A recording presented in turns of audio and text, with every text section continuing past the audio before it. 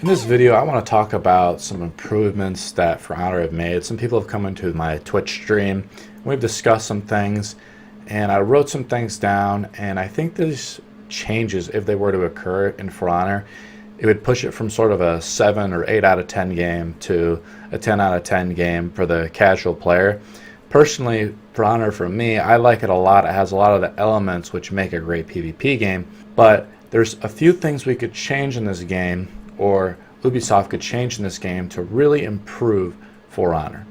So the current system, basically, let's improve the matchmaking first of all. A lot of players complain about the matchmaking, as in a bunch of people come in, they're really outgeared compared to another, or out-prestiged, out-geared, whatever you want to call it.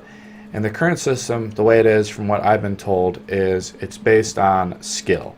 But the reality is we don't really know how the system works, because what I think it is it uses basically the prestige level of all your characters, and then it sort of says, okay, what's your experience level based on all the characters you've played, and they match you against other players that have the relatively same amount of player experience. So I mean, I've fought people that are like level 2 and they're like very good at parrying, for instance, because they know all the other characters' moves and so forth. Here's a solution though. It's just a really easy solution. Most people don't pick their character based on other players that are picking their characters. Have you ever been into like a Dominion game or an elimination game where there's like 4 assassins or 4 of each type of character? I mean, obviously this is a problem. It's not a very well balanced match. Most of the time, what I'm trying to say is the teams that are 4 assassins, they're probably going to get whooped a lot of the times because they don't have the diversity, all the feat diversity that you can get with all the other characters and player classes. And another problem is in brawling, you can't queue up as the same characters for a brawl, which is another major problem. So the solution would be people would pre-select their characters, and therefore their prestige and gear score would be picked as well when their pre-selection happens. And what would happen is you'd be able, the algorithm to actually matchmake people would allow these people to go into what I call buckets. So I want to play a warlord or whatever, right? Or I want to play a berserker. Therefore, my warlord and berserker prestige and gear score are different. And you can also factor in this skill-based thing as well. But that way you're just not getting dunked on. Like, say my berserker gear score is 36, while I'm going up against like people who have 108 gear score. The difference between a 108 gear score and a level 30 something gear score is just massive. You know, and often the players with 108 gear score are just going to be a lot more experienced with that character. And it's all about balancing and making it a fun player experience. It's better to have a closer match than, you know, a non-close match. So here's a way to do the bucketing system. The bucketing system works off like an OR statement, which means that you're going to either be a certain prestige or you're going to have a certain gear score, and then it's going to put you into a bucket. And the buckets are going to be who you're fighting against. And it's also going to determine if a player leaves the AI difficulty. Right now the AI or the bot difficulties, there's 3 levels of bot difficulty. So the first bucket that you get put into, since we pre-selected our character, we know exactly our gear and prestige level. So the first thing is that, you know, we don't have all the feats in the first bucket, and we don't have all the gear, so we're just a straight up noob. Anything sub prestige 1, you know, you're a huge noob, which is fine. And your AI difficulty if a player leaves is just 1. It's for people learning that particular class. It's more of for the casual player. It takes about, you know, 6 hours to get to prestige 1. If you're just playing a bunch of matches, you know, in one day, you don't accomplish any super missions or whatever. It's just a nice way to casually play the game. For bucket 2, it's for more serious players. It's for players that have the first common set of gear. For anybody who's also, you have to be prestige 1. You have to be at least prestige 1 to get to put in the bucket 2, because since you don't have all the feats, you'd be just put in prestige 1. But if your gear score, you know, it could shove you into prestige 2 if your gear score is high enough. If you get to like the max gear score of 36, because people are just paying to win, but the odds are is that you're not going to get, because you can only get common gear based off your prestige ranking, you're not going to be able to overpower opponents really in the sub, and you also don't have all the feats. So in bucket 2, you're prestige 1, so you have all the feats through prestige 3. And this is for people who have a common gear or maxed out common gear. But we're going to bump that AI difficulty up, so you're not just a casual noob player anymore. In bucket number 3, we have again prestige 1 through 3, but it's for people who are picking up the rare gear. So if you're picking up that rare gear, you're getting 36 through 75 gear score. It's the same thing, but it's for higher tiered gear people. And that's just another bucket, really. If you can think about it, you're either prestige 1 through 3, that's fine. Really, I think of this as more of a gear thing rather than a prestige thing. So gear has more priority than prestige, in my opinion, because gear is more powerful than prestige. It's what makes the character more powerful.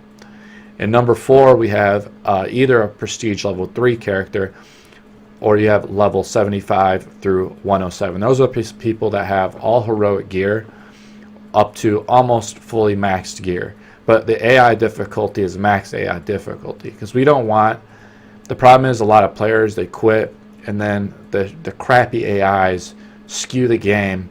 They don't make it a fun experience. You know, the odds of losing a game with even one AI go up significantly, because you're already probably losing the game when another player in your team rage quits.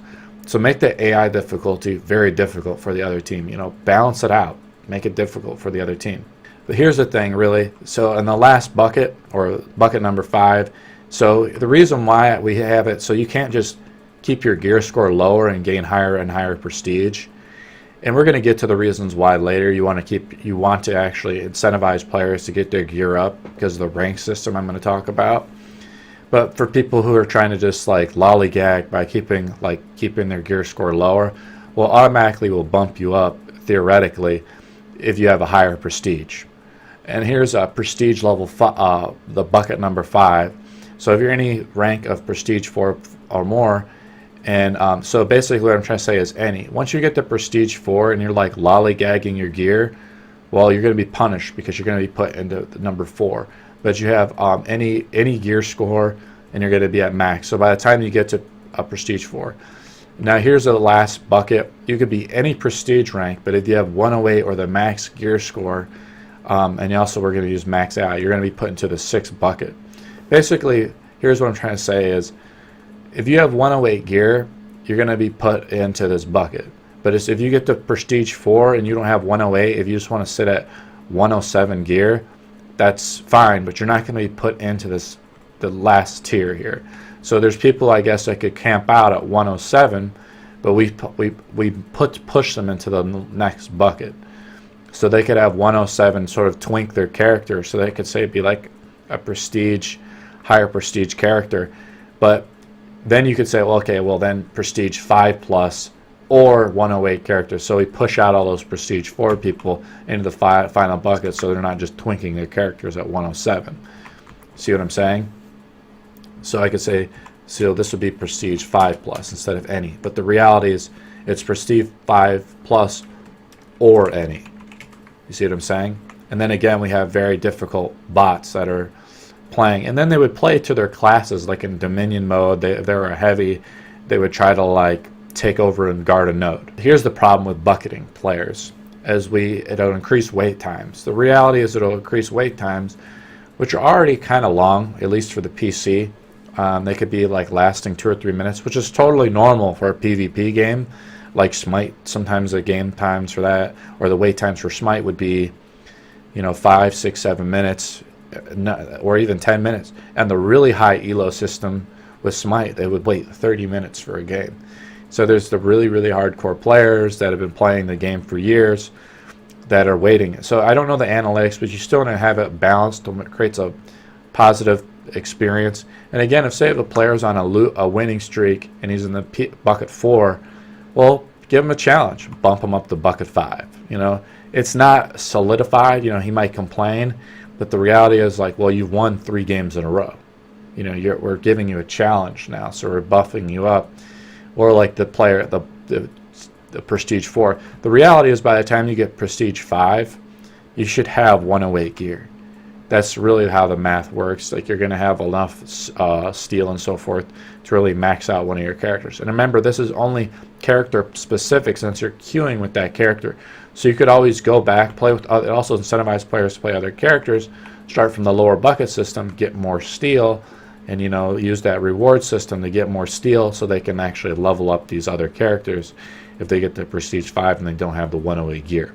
So the system really synergizes it too, as well as really helps out the matchmaking system. I don't work for Ubisoft, so I don't know all the game analytics to really make sure the wait times are adjusted. But think about how well this would work for certain game modes, such as like the Dominion mode. Remember, like basically, say if you queued up for a Dominion and you pre-selected your character, so you queued up for the game, you pre-selected your character, you also selected the game mode you want to play in. Well, in Dominion, this is how I imagine Dominion is supposed to be played. Is that you have one assassin, one heavy, one vanguard, and one hybrid. So that way you would balance it out. You wouldn't just be sticking with the 4 assassin BS. And sort of this is the roles that you would do. Like the assassin would go attack the other node, the heavy would guard the base, the vanguard would go mid, and your hybrid would just rotate around. That's the typical roles that you should play. Doesn't mean that you would play, but at least you would have a variety of players in the game of the relatively same gear score and prestige level, so you would have a much more balanced and probably closer game. Yes, the queue times would probably increase because they wouldn't just be slapping like some, level 1 dinkin with you, but why would you want to play like as a 108 gear scored warlord? I mow through like pretty much those people. Like if you have sub 50 gear score, you're just going to get mowed down. It doesn't create a positive, I know it does not create a positive player experience, because I've been there with my Berserker. I've been there with other characters I played with that are much lower gear, and it sucks. So also one of the major flaws right now with this game is they don't have ranked mode, okay? This would open up the doors to a ranked mode in the game. So right now players are like leaving early, they quote unquote rage quit, they leave the game early to help their win-loss ratio, and if they're a Twitch streamer they're like, oh, I have like an 80% win-loss ratio. Nobody cares. We only care about ranked mode. It's a similar in like Hearthstone and a lot of other games that have ranked mode. Like I'm sure League of Legends has it.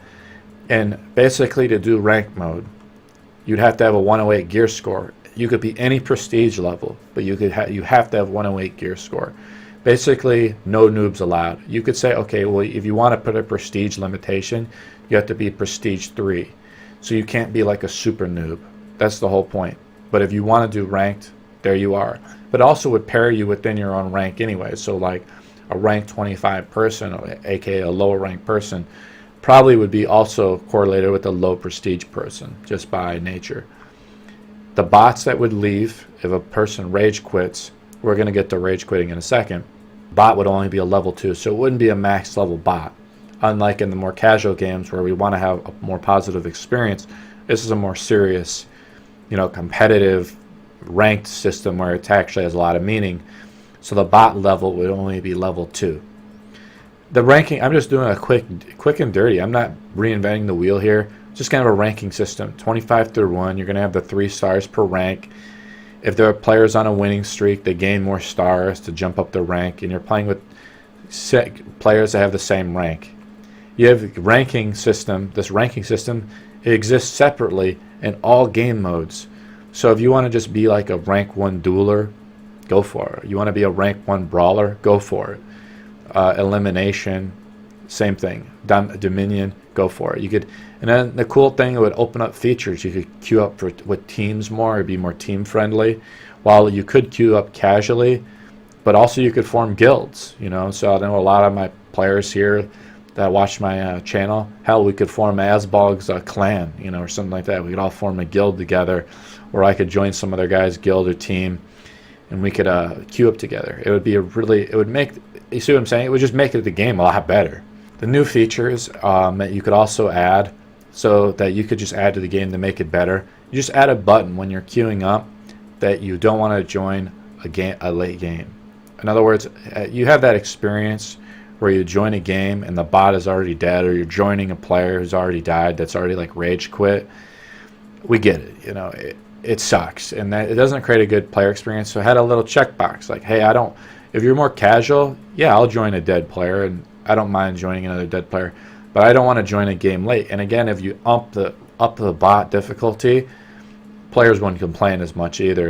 You know, X and X player left because the bot might be a better player than they are, and again, it balances the game out a little bit.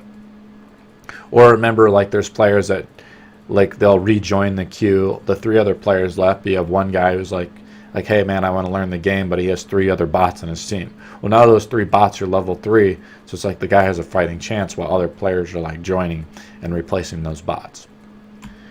The other thing we have dedicated servers. The other big complaint or criticism about the game that's been since day one is all the peer-to-peer networking. Well, let's add in these dedicated servers. You add them throughout the East, West Coast, Middle, Central time, and the problem is this game is probably an international game, so it's probably a huge overhead cost to Ubisoft, and that's probably why they did. I don't know all the net coding behind or the reason why they did it, but there's other various reasons. There's Reddit posts that give, you know, ample bullet points on why the peer-to-peer system is flawed and why it doesn't work. And as players, we've all had negative experiences with the peer-to-peer content. And the reality is, in ranked mode, we want dedicated servers. So if some ding-dong, we want everybody to have relatively the same ping. But again, I don't know the behind the envelope or the behind the curtain type stuff or the coding, that the reason why we have peer-to-peer. Here's another feature that they could add. So say people are rage quitting, we'll add a 30-minute debuff, deserter debuff, to those who quit or rage quit early. So, but here's the thing, we don't want to create a super negative player experience, so they can play against the AI. They can still play the game, but if they rage quit for whatever reason, if they select or disconnect from the match early for whatever reason, they have a 30-minute debuff timer or a 15-minute debuff timer. I'm just stealing this mechanic from World of Warcraft. It's very similar. It's not a big deal. Just you would add it in so we don't get these constant people who are just like join and leave games. This is Asbalk, and I hope you really enjoyed this video on how to improve the matchmaking and adding rank mode and adding these new feature potentials to that could really improve For Honor. Right now, it's still a very popular game. It's very popular on consoles. It's still popular on PC. It's one of the top sellers on Steam still. And I just think that this game could even be better than what it is now. It's still a really great PvP game. I make a lot of other videos, a lot of other content. I don't just make For Honor content, but I have a lot of For Honor content on my channel. Like, subscribe, and comment on some of the changes you think I've suggested in this video. And I'll see you humans in the next chapter.